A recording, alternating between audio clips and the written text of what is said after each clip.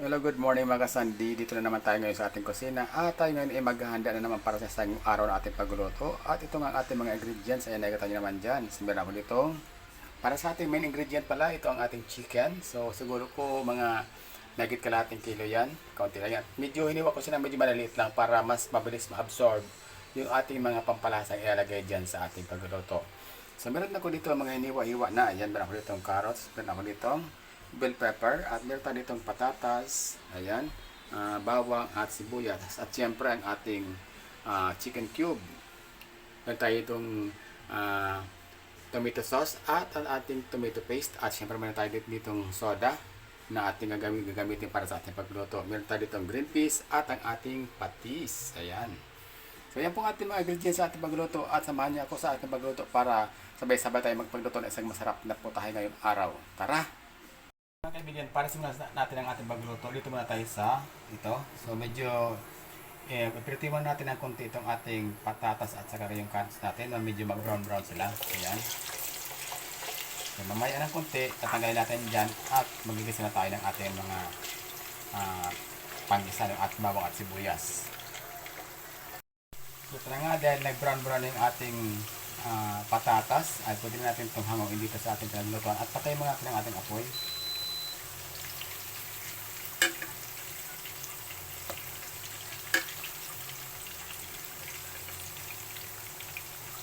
Iwasan lamang na natin yung ating mantika, at dito pa rin tayo magluto ng ating chicken. So ayan, umpisahan natin, lagyan natin ang ating bawang. Pag nag-golden brown yung ating bawang, ilagyan natin itong ating sibuyas. Silid natin ang ating sibuyas. At ang ating chicken.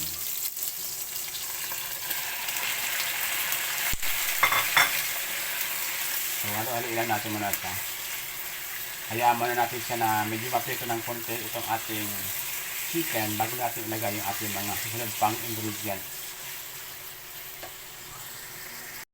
So, yan. After natin sangkutsain ng mga 5 minuto itong ating manok, ay ilagay natin itong ating chicken cube. Siyempre, maglalagay na rin tayo ng ating patis para mabilis ma-absorb ang ating niluto yung ating mga lagyan na panimpla. So, lagyan natin yan dyan. Patis. At maglalagay na rin tayo ng ating laurel. 2 dahon ng laurel. Sabay-sabay natin yung haluin mga kapatid. Ayan. Maglalagay na rin tayo ng pamintang durog. So, haluin natin.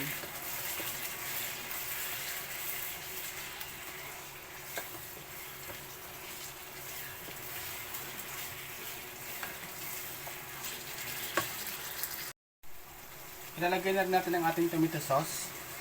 Ayan. So, inubos ko na yung isang ito, 115 grams na tomato sauce. Ilagay na natin lahat yan.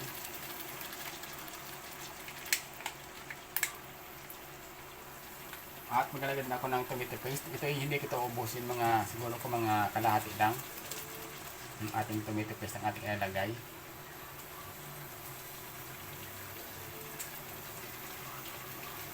At atin na siyang haluin.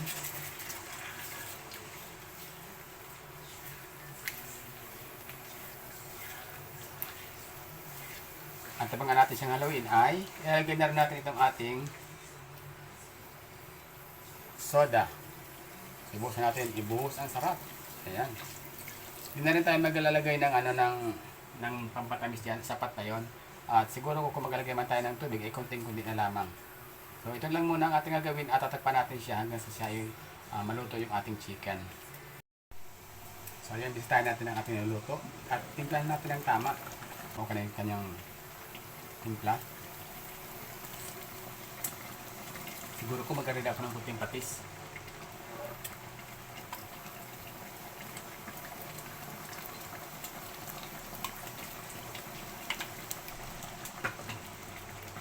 Ayan, sapat na yan.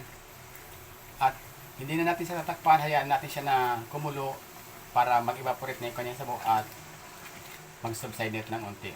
So, ayan. Hintay lang natin na mag-subside ng konti ang kanyang sabaw. So, ayan mga kapatid, after 5 minutes na kapakulo natin, ay isunod na natin itong ating, ayan yung ating pinirito kanina na patatas at carrots natin.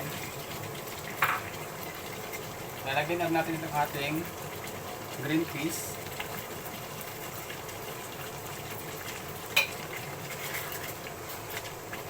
Pati na rin itong ating red bell pepper.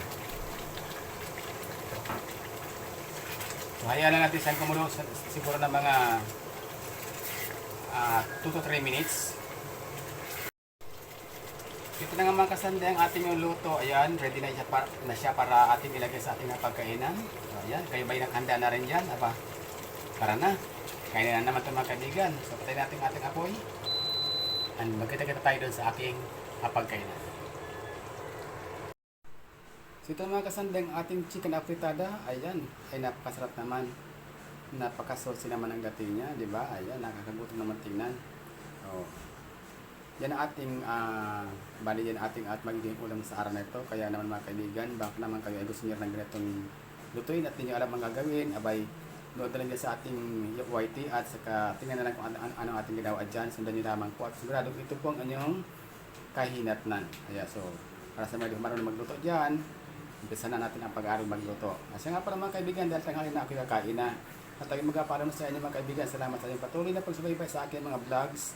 At siyempre bago pa tuloy ang iwanan ay siyempre ang aking laging sinasabi ay huwag gawing komplikado ang buhay, mamuhay ng simple at masaya. Bye-bye and see you again on my next vlog.